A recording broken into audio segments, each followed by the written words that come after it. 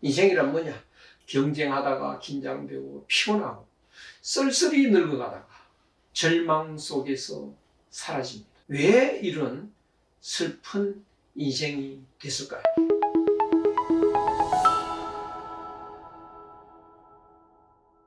이제 논어를 좀 읽어볼 때가 됐는데요. 논은 이렇게 논한다, 뭐 논문할 때 논자니까요. 이렇게 따져서 이렇게 정리해서 이렇게 편집하고 이런 게 논이고, 은은 말씀 어자입니다. 주로 공자의 말씀을 이렇게 분야별로 나누어서 정리를 해놓았습니다. 그 논어를 전체가 20편, 20편으로 이렇게 되어 있는데요. 제일 첫째가 하기편입니다. 하기시섭지 이렇게 시작이 되기 때문에 하기편인데요. 자왈 하기시섭지 불역열호 유봉자원방내 불역락호 인부지이 불온 불역군자호. 자왈하는 것은요, 공자가 말했다 이런 뜻입니다. 그래서 이건 아들이라는 것이 아니고 선생이라는 뜻이 있습니다. 그러면 공자라고 하지 왜 공자를 뺐느냐? 공립학교도 물론 있었지만 공자가 사립학교를 먼저 최초로 만들어서 강의를 하셨기 때문에 선생님 하면 공선생님 혼자죠. 그래서 공선생님이 말씀하셨다고 안 해도 선생님은 혼자니까 선생님이 말씀하셨다. 그 다음에 이제 시대가 흘러서 맹자가 등장을 하니까 그때는 맹자를 붙여야 됩니다. 순자는 순자 붙이고요. 공자 이외에는 다 성을 붙이는데 성 없이 자왈은 100% 공자입니다. 학이시섭지. 학은 배운다 이런 뜻이죠. 이는 그리고 이런 뜻입니다. 시계 할 때 시자죠. 때맞게 이런 뜻입니다. 배우고 그리고 때맞게. 습은 연습한다, 복습한다, 학습한다. 가치자는 이 뜻이 참 여러 개가 있는데요. 여기서는 그냥 그것을 이런 뜻으로 이해만 하십시오. 그럼 뭐냐? 배우고 그리고 때맞게 학습한다, 그것을 학습한다. 한문의 순서는요, 우리말하고 반대되는 게 많습니다. 우리는 그것을 학습한다 이러는데 한문은 학습한다 그것을 이렇게요. 배우고 그리고 때맞게 그것을 학습한다. 그랬더니 불역여로, 불은 아니다, 역은 또한, 그 다음에 그 설자인데요. 설, 발음이 4가지가 있습니다. 뜻도 다 다릅니다. 설 그러면 설명한다, 말씀한다. 열이라고 발음하면 기쁘다, 새라고도 발음합니다. 그럼 달랜다, 탈이라고 발음할 때 있습니다. 그럼 탈의장 뭐 이럴 때, 벗는다 이럴 때요. 열 하면 이제 기쁘다니까 기쁘지 아니한가 이렇게 되는데요. 그러니까 하기시섭지 불역, 그 다음에 발음을 뭘로 해야 될지 처음에는 잘 모르죠. 그래서 옛 사람들은 천천히 읽었다고요. 천천히 소리 내가면서 하기시섭지 하니 이렇게 읽으면서 마음속으로 이미 해석이 돼버립니다. 하기 이러면서 배우고, 시섭지 때로 익히니 요거 해석이 돼버렸죠. 불역 해석이 돼버렸습니다. 또한 아닌가. 그 다음에 이렇게 속으로 생각해 보니까 기쁘다는 뜻이겠구나. 여러 이렇게 된다고요. 이렇게 되는데 이제 뜻이 배우고 때맞게 그것을 익히니 또한 기쁘지 아니한가. 배우고 익히니까 정말 기쁘다. 기쁠 때도 간혹은 있죠. 근데 사실 어떻습니까? 지겨울 때가 더 많지 않습니까? 공부가 기쁘기 그지없으면 뭐 누구나 열심히 공부하겠죠. 그러면 지금 공자가 거짓말 했나요? 배우고 때맞게 익히니 기쁘지 않느냐? 공자가 거짓말 안 했다면 우리가 배운 거하고 공자가 배운 거하고는 내용이 다르겠죠. 그러면 공자가 배운 것은 내용이 무엇이었을까? 한번 짚어봐야 됩니다. 그러면 우리 한번 생각을 해보죠. 뭐 여러분들도 다 열심히 사셨죠. 지금까지. 열심히 사셨습니다. 왜 그렇게 열심히 사셨나요? 경쟁해야 되니까요. 그래서 우리 경쟁의 결과 이기면 뭐가 되나요? 돈 많이 버는 거, 명예롭게 되는 거, 권력을 차지하는 거, 이런 것이었죠. 그래서 열심히 안 하면 남한테 지니까요. 앞으로도 열심히 살겠죠. 어제처럼 내일을 살고 그저께처럼 모레를 살겠죠. 그러면 이제 우리는 한평생 지금까지 살아온 시간을 한번 되돌아보자고요. 그럴 필요가 있습니다. 몇 년 사셨나요? 30년 사신 분 계시겠죠? 40년, 50년, 60년, 70년 사신 분도 좀 계시겠죠? 지겹도록 긴 세월을 사셨나요? 어때요? 하다 보니까 벌써 60, 70대 했죠. 한 두어 달 산 것 같죠? 내가 70인가? 그 70이라고 하는 그 나이가 안 믿어지나 봐요. 서너 달 산 것 같은데 벌써 70인가? 납득이 안 된다. 실감이 안 간다. 뭐 이런 뜻이겠죠. 그러면 나머지 내 일생은 몇 달일까요? 100살까지 산다 해도 30년? 그건 한 달이죠. 지난 거 보십시오. 100살 사는 거 숨이 헐떡거릴 때 한번 돌아보자고요. 몇 달 산 것 같은지. 근데 우리는 까마득하게 남았다고 착각을 하고 있는 거죠. 사실은 지나고 보면 한두 달 산 것 같은 거 그런 건데 인생은. 그래서 지금 우리 이제 곰곰이 내 인생을 한번 돌아보자. 지금까지는 가족 먹여 살리려고 회사를 위해서 열심히 노력하고 했는데요. 이제 내 인생을 좀 생각해 보셔야죠. 이대로 살다가 마지막 순간에 숨이 가빠올 때 내 인생을 한번 돌아보니까 나는 정말 잘 살았다. 행복하게 살았다. 여한이 없다. 이렇게 될까요? 이 의미 없는 거 이거 챙기려고 내가 한평생을 다 보냈잖아. 억울하고 후회스럽다. 잘못 살았다. 다시 살자. 안 됩니다. 인생 두 번 못 삽니다. 그것이 인생이라면 지금 우리 한번 그렇게 후회하는 길로 계속 가야 될까? 잘 판단하셔야 됩니다. 만약에 아니라고 생각되면 지금까지 살아온 방식으로 앞으로는 살 수가 없습니다. 후회할 수밖에 없으니까요. 기차가 레일 위를 달려왔으면 앞으로는 왔던 것과 똑같은 레일 위로 갈 수가 없죠. 그럼 어떻게? 가던 길에서 벗어날 수밖에 없습니다. 그게 탈선인데요. 우리는 탈선이라는 말은 좋지 않으니까 방황이라고 바꾸자고요. 방황할 수밖에 없습니다. 이제 똑같은 길에서 벗어나죠. 그러면 어느 길로 갑니까? 모르죠. 모르니까 방황입니다. 이 방황은 굉장히 중요합니다.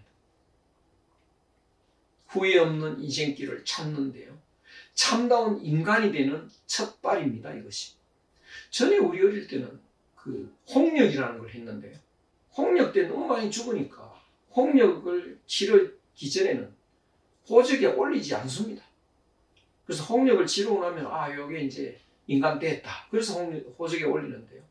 몸이 인간 되려면 홍역을 치러야 되듯이 이제 마음이 참된 인간이 되려면요. 정신적 홍역을 한번 치러야 되는데 그래서 그 홍역이 바로 방황입니다.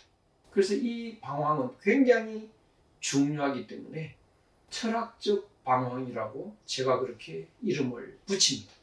아마 여기 오신 분도 좀 철학적인 방황을 하셨지 않나 싶습니다. 그렇지 않으면 안 오시겠죠. 방황을 하면 세상사에 관심이 없습니다. 그럼 나는 관심도 없고 뭐 합니까? 뭐 할지도 모르고 왔다 갔다 하죠. 고민하고 있을 수도 있죠. 슬퍼할 수도 있고 뭔지는 몰라도 하여간 희한한 방식의 방황을 하게 될 겁니다. 헤맨다는 건 참 괴롭습니다. 뭘 해야 될지 몰라서 방황하는 거 이거 참 괴롭죠. 근데 오늘 우리는 여기서 공자를 만났습니다. 내 인생의 길잡이가 될 사람. 이제 우리는 행복할 수 있겠죠. 그래서 공자한테 매달립니다. 선생님은 어떻게 이 고통에서, 방황에서 끝을 내고 참다운 인생길을 찾았나요? 우리가 방황하는 거 이거 아픈 겁니다. 마음이. 아프면 약 먹으면 해결이 되겠죠. 그 약은 어디에 있나요? 공자가 개발했다. 바로 어지린자 인약입니다. 인약. 예. 그래서 공자한테 묻습니다. 그 약 어떻게 찾았나요? 공자가 뭐라고 말하죠? 나는 배워서 찾았다.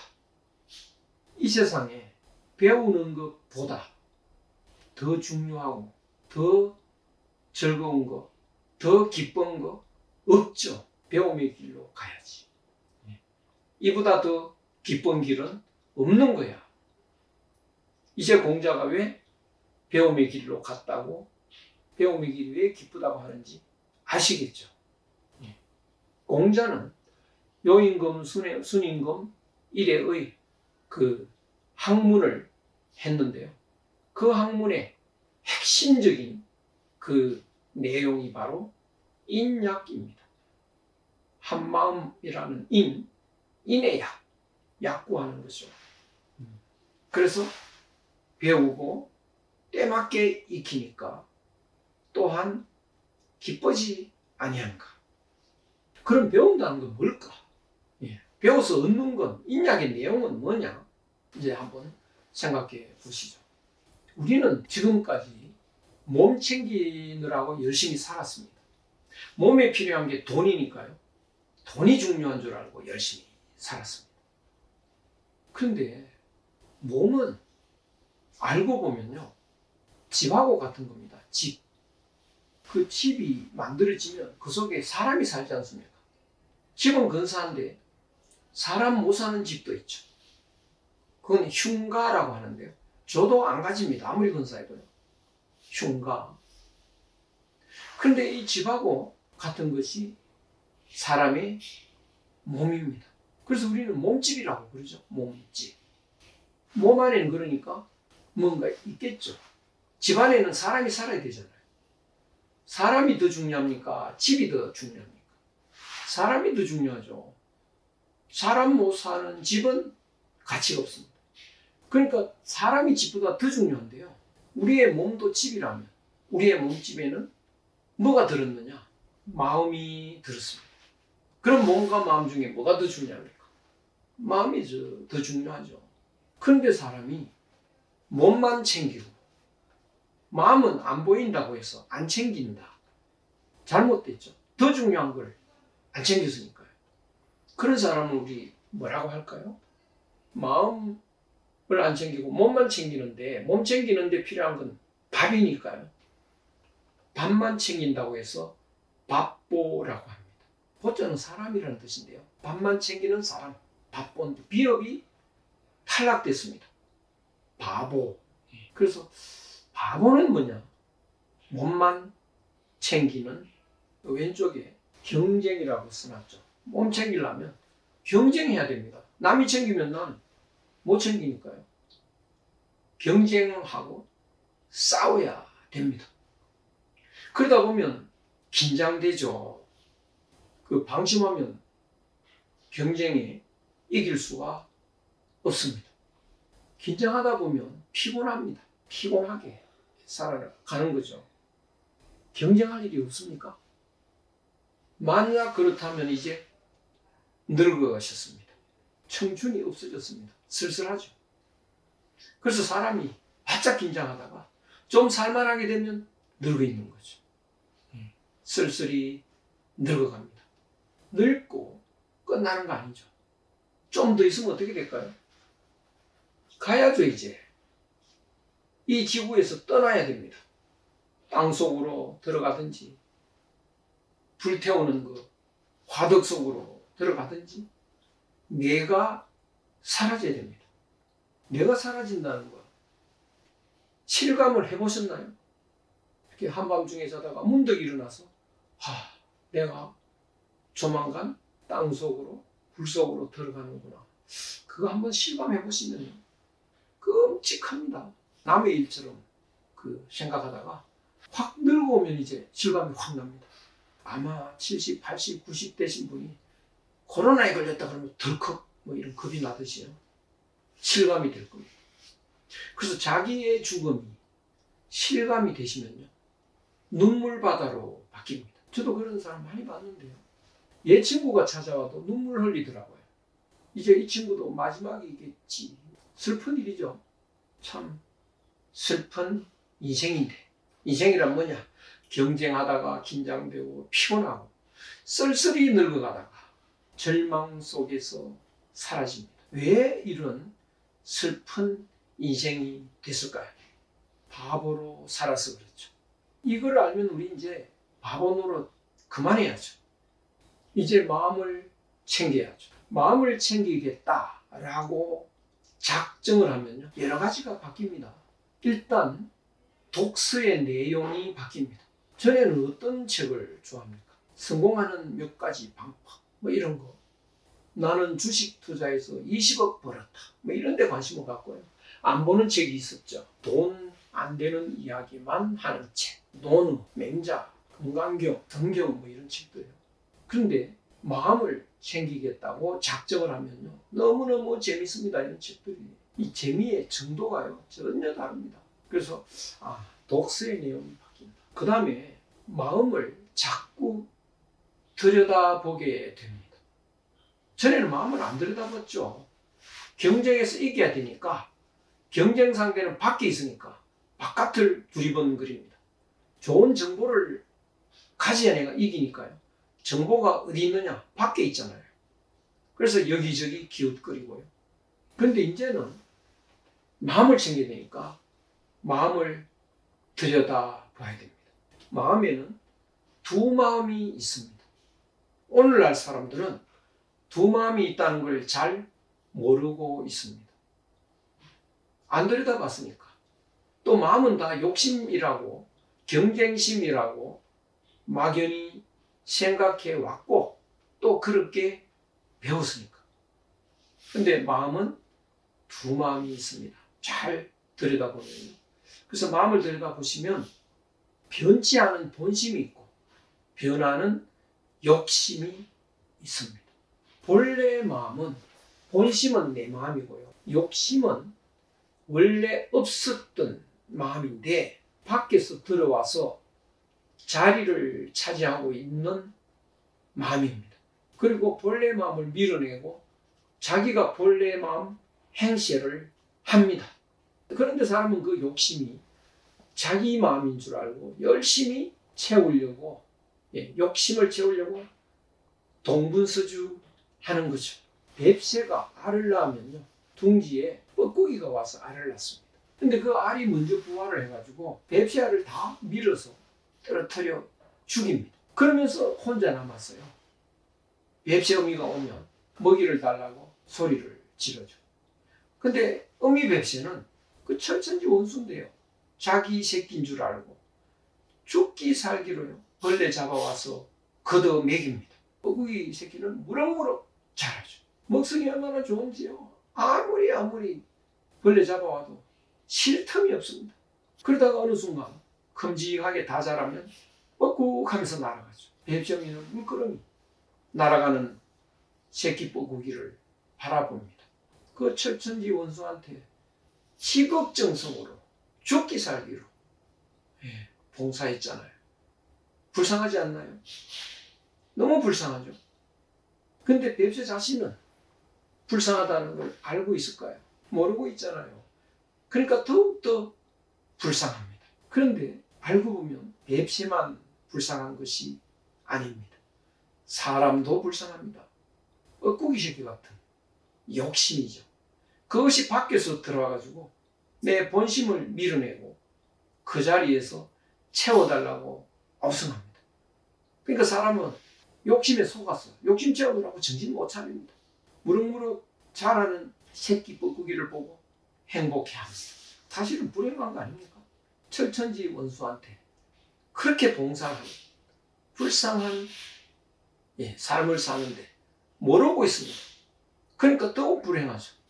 그래서 우리는 정말 불쌍한 사람이다. 그거 알아야 됩니다. 그러면 이제 마음을 들여다보고요. 욕심을 지워야죠. 뻐꾸기 새끼는 먹이 안 줘야 됩니다. 그래야 자기 새끼가 살아나죠. 사람은 마음 없이 몸은 움직이지 않습니다.